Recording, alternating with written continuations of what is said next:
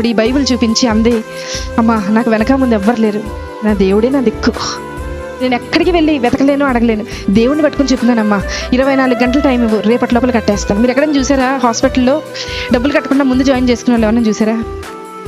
ఆవిడ రిక్వెస్ట్ మేరకు పై డాక్టర్తో రిక్వెస్ట్ చేస్తే జాయిన్ చేసుకున్నాం. సరే ట్రీట్మెంట్ జరుగుతూ ఉంది, చూస్తూ ఉన్నా.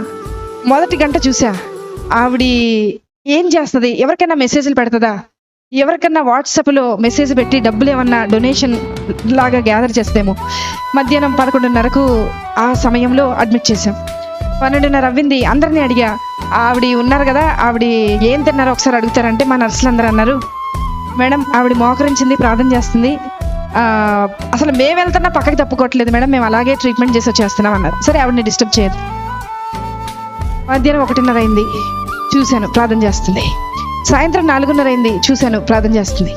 రాత్రి 6:30 అయింది, చూశాను ప్రార్థన చేస్తుంది. రాత్రి 9:30 అయింది, చూశాను ప్రార్థన చేస్తుంది. రాత్రి 11:30 అయింది, అంటే ఆవిడ మోకరించి 12 గంటలు అవుతుంది, ప్రార్థన చేస్తుంది. 1:30 రాత్రి, 1:30 అర్ధరాత్రి ప్రార్థన, రెండవల 7:30 ప్రార్థన, మరుసటి రోజు 8:30 ప్రార్థన.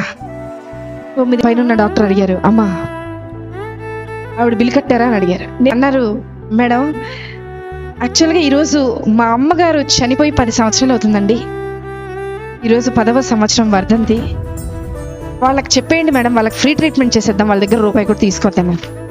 నేను వెళ్ళి లేపాను ఆవిడ్ని, లేపి తీసుకొచ్చాను. బిల్లు కట్టక్కర్లేదు నువ్వు అన్నా.